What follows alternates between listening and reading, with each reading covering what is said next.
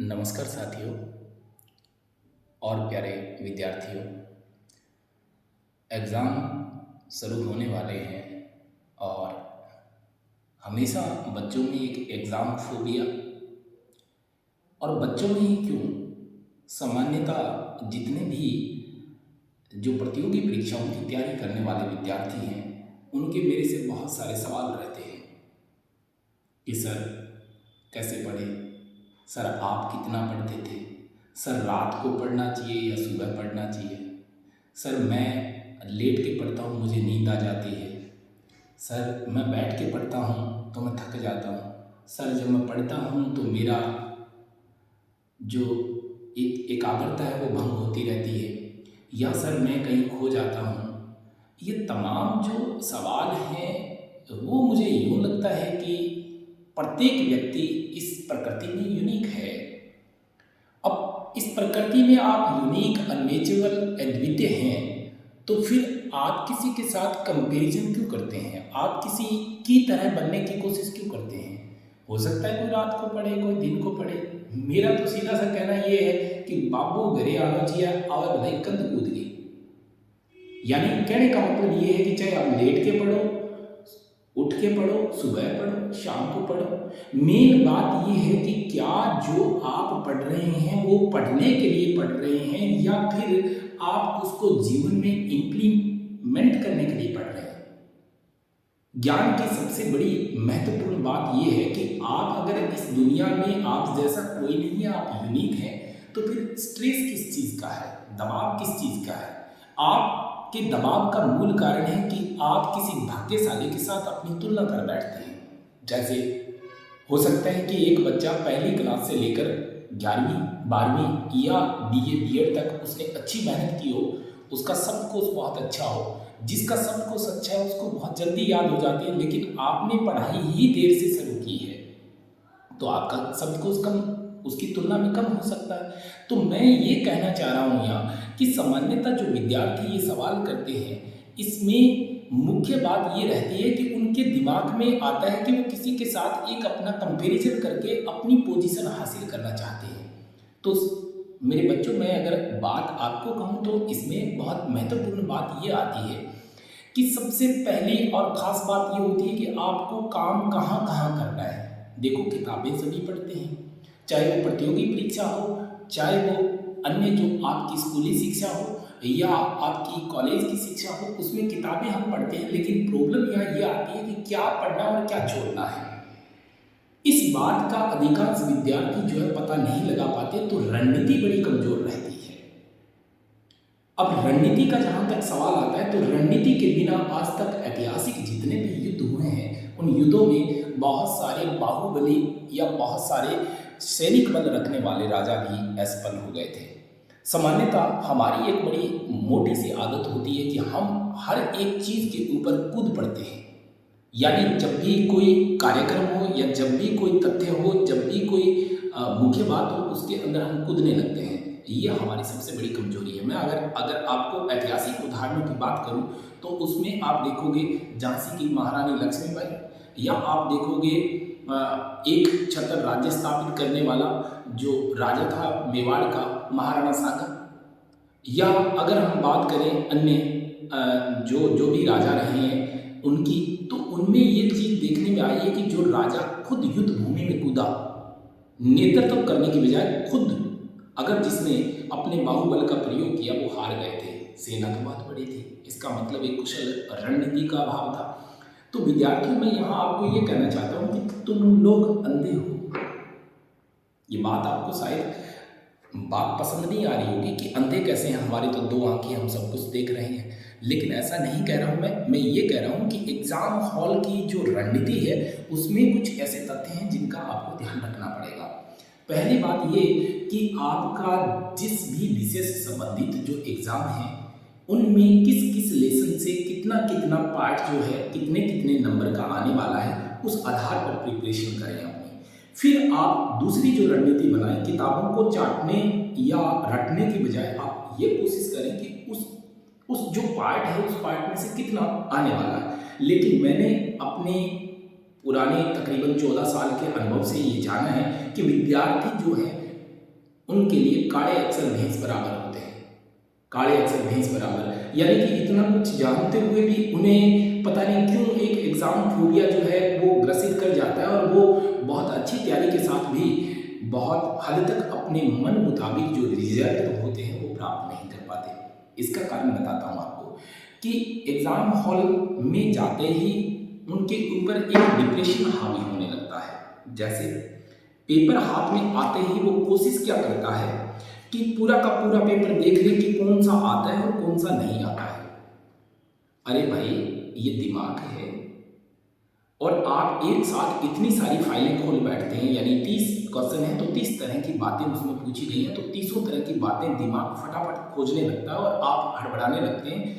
आपका blood pressure high होने लगता है, बाथरूम की समस्या होने लगती है, हृदय की धड़कनें बढ़ने लगती है और प्यास लगने लगती है। इसका मतलब ये है कि एग्जाम फोबिया आप पर हावी है। अब देखिए, कंप्यूटर में भी हम अगर ऐसा करें कि एक साथ बहुत सारी फाइलें खोलें तो वो डिमेज हो जाएगा या वो हैक हो जाएगा। ऐसी कंडीशन में आपका दिमाग ही तो है, वो भी एक कंप्यूटर की तरह काम कर रहा है, तो निश्चित तौर से उसमें भी इस तरह की समस्याएं आती हैं कि वो एक साथ फाइलें नहीं खोल पाता है। तो बच्चा क्या करता है कि पहले पहले एग्जाम का जो पहला प्रश्न होता है उसमें लिखा रहता है एक अनिवार्य नोट कि सभी प्रश्न करने अनिवार्य हैं या प्रश्न 1 से लेकर 10 तक जो है वो प्रत्येक 20 शब्दों में आपको लिखना है। लेकिन बच्चा इसको नहीं पढ़ता क्योंकि उसे पहला प्रश्न अच्छा आ रहा था, इसीलिए आधे प्रश्न में या 150 शब्दों में उसने उत्तर लिख डाला। नंबर 1 का था। 1.5 प्रश्न को एग्जाम में लिखने में तकरीबन जो है 13 मिनट का समय लगता है। अब जो 13 मिनट है वो आपने वेस्ट किए और जो एग्जाम की एक लिमिट्स थी उसको आपने क्रॉस किया। इसका मतलब आपके अंदर वो एबिलिटी नहीं है कि आपसे पूछा क्या गया और आप बता क्या रहे हैं। फिर मैंने देखा है कि जब भी दूसरा एक स्टेप आता है जिसमें या बी पार्ट जो प्रश्नों का आता है उसमें ये बात रहती है कि उसमें लिखा है कि प्रश्न 11 से लेकर 15 में से कोई 4 प्रश्नों के उत्तर दीजिए और आप लोग पांचों के पांचों उत्तर ठोक देते हो, चाहे आता है या नहीं आता है। ये आपकी नाकाबिलियत दर्शाती है या आपका सेंसिटिव ना होना दिखाता है वहाँ। तो आप पहले ये देखें कि मर्यादा कितनी है और उस हिसाब से उसको लिखना है। अब रही बात ये कि जब भी हम एग्ज़ाम हॉल में जाते हैं तो कुछ चीज़ें ऐसी हैं जो विद्यार्थी गलतियां करते हैं कि एक्सप्लेन करने में उन्हें ये पता नहीं रहता कि पूछा क्या गया। प्रश्न या तो ढंग से नहीं पढ़ते या पढ़ लिया जाता है तो फिर पूछा क्या गया इसके ऊपर जो है वो अच्छी तरीके से काम नहीं कर पाते और इसीलिए उनकी तैयारी के अनुसार उनका रिजल्ट नहीं आ पाता। तो साथियों, सबसे पहले अगर आप इस बात से एग्री हो कि इस तरह की समस्याएं आपको होती हैं तो फिर आप सबसे पहले वर्क करें कि जो पेपर का पुराना फॉर्मेट है, पुराने पेपर हैं, उनको आप घर बैठकर हल करने की कोशिश करें और जहाँ भी जो भी बात रहती है उस बात को निश्चित नपी-तुली लिखने की कोशिश करें। यहाँ कई बार विद्यार्थी के दिमाग में ये सवाल होता है कि हम गंदा लिखेंगे, कुछ ना समझने वाला लिखेंगे तो एग्जामिनर नंबर दे देगा। भाई, उसका हाथ दीवार के नीचे नहीं आया हुआ है कि वो आपको नंबर दे दे, या फिर उसको ये नहीं लगता है कि आप लोग इंटेलिजेंट हैं लेकिन गलती से आपने गंदा लिखा है। ये सारी चीज़ें पुराने फार्मूले हो चुके हैं। या कई बार विद्यार्थी जो हैं वो ये सोचते हैं कि पहली बार पहला प्रश्न किया, प्रश्नों की संख्या को पूरा करने के लिए उसको लास्ट जाके और कर देते हैं, पहले प्रश्न को 2 बार कर देते हैं ताकि 2 बार नंबर मिल जाए। भाई, एग्जामिनर जो होते हैं वो छोले दे के पास होके नहीं आए हैं, उनके पास अच्छा दिमाग है। फिर मैंने अपने अनुभव में ये पाया कि विद्यार्थी जो तारीखें, सन या फिर जो तथ्य होते हैं जिनमें आंकड़ों की मैं मुख्य बात करूं तो वो आंकड़े इधर उधर के चेप देते हैं अपने प्रश्न के वजन को बढ़ाने के लिए। लेकिन ये ध्यान रखना कि जितने भी एग्जामिनर्स होते हैं वो ये देखते हैं कि आपने जो आंकड़ा प्रयोग किया वो सही है कि नहीं है, तो इसलिए आंकड़ों को खाने की आदत डालें। खाने का मतलब ये है कि आपको एग्जैक्ट पता नहीं कि 1958 में या 1955 में कोई घटना घटी थी, आप उससे लिखे हैं कि 60 के दशक में लिखने से वो आंकड़ा खाया जा सकता है। या फिर आपको एग्जैक्ट याद नहीं है कि भारत का जो लिंगानुपात 2011 का है वो जो है 943 है या 40 है, मान लीजिए ऐसी कंडीशन है तो आप लिख दे रहे हैं 940 से अधिक है। तो इस तरह से किसी भी आंकड़े को खाया जा सकता है। अब बात यह आती है कि जब आप एग्जाम की प्रिपरेशन कर रहे हैं तो किसी के साथ तुलना न करें साथियों, क्योंकि आप यूनिक हैं, अनमेचेबल हैं, अद्वितीय हैं, क्योंकि आप जैसा इस दुनिया में कोई नहीं है, आप एक सिंगल पीस हैं। क्योंकि आपकी बौद्धिक क्षमता, आपकी सामाजिक स्तर, आपके जो अन्य अ, दिमाग के जो लेवल हैं या समझने की जो ताकत है, तर्क देने की क्षमता है, वो अन्य लोगों के बजाय अलग तरीके की है। तो फिर क्यों किसी के साथ अपना कंपैरिजन कर रहे हो? कोई अगर लेट के या उल्टा लटक के पढ़ रहा है तो पढ़ने दो ना। कोई 1 घंटा पढ़ के उतना कर रहा है, कोई 5 घंटे पढ़ के उतना कर रहा है, कोई पूरी रात जाग के उतना कर रहा है। किसी को फॉलो ना करें और किसी को देखकर घबराहट पैदा ना करें। सिर्फ आप अपना जो सिलेबस है उसके ऊपर फोकस करें और एग्ज़ाम हॉल में जाने से पहले आप अपने इष्ट देव पर सारी समस्याएं छोड़कर जाओ कि मैंने अपना काम पूरा कर दिया, बाकी काम मेरा इष्ट देव संभाले। इससे आपको थोड़ा सा संबल मिलेगा, ताकत मिलेगी। इससे आपकी एग्ज़ाम हॉल की परफॉर्मेंस जो है वो अच्छी रहेगी।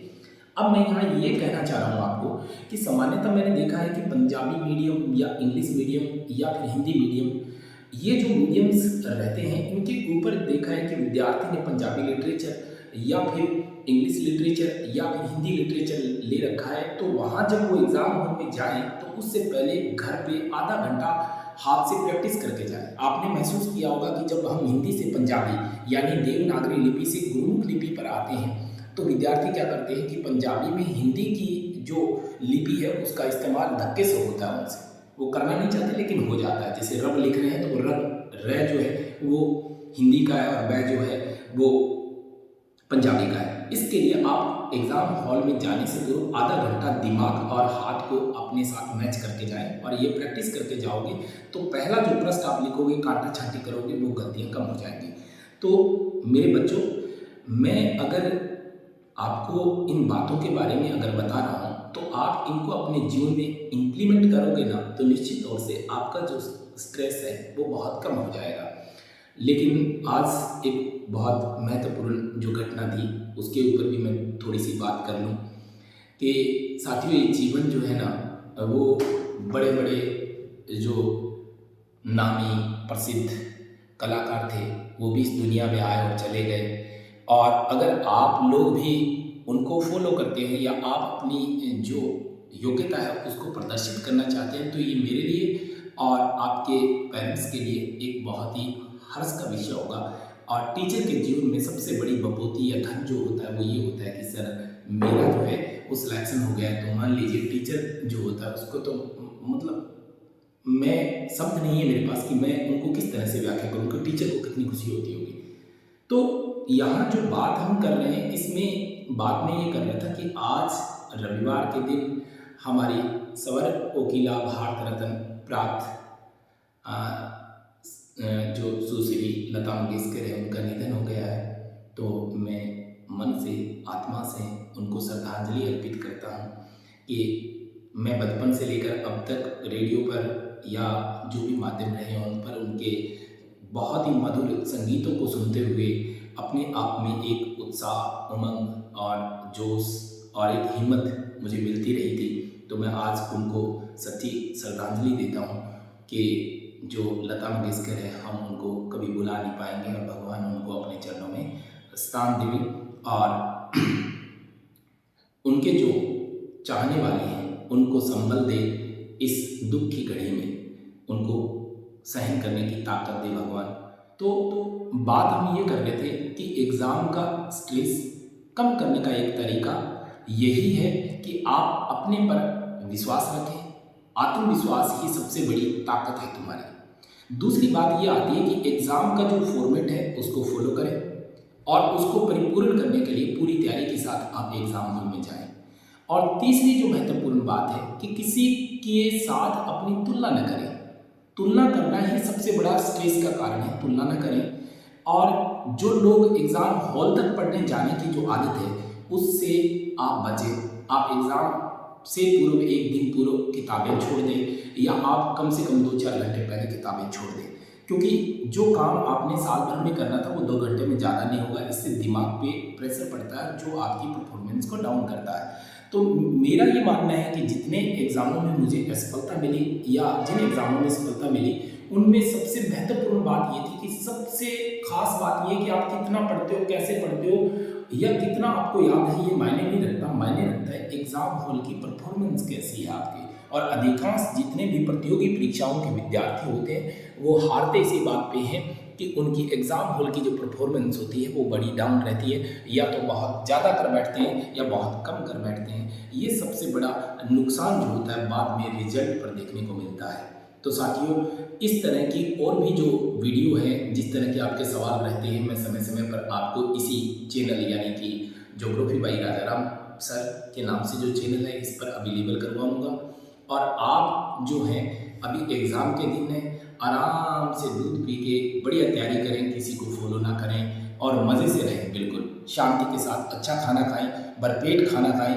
कहीं किसी के कहने पर आधा भूखा रह के नींद निकाल के ये सब करने की आपको ज़रूरत नहीं है। सफलता निश्चित है मेरे बच्चों, और वो आपको मिलेगी, लेकिन आपके प्रयास जारी रहने चाहिए। एक निरंतर जो प्रयास है वही आपको सफल बनाएंगे। तो सारी बातें जो है वो यहीं पर मैं समाप्त करता हूँ कि इस चैनल को आप सब्सक्राइब करें और बच्चों में शेयर करें, ताकि वो इन वीडियोस का फ़ायदा उठा सकें और उनका स्ट्रेस जो है वो थोड़ा कम हो सके। धन्यवाद।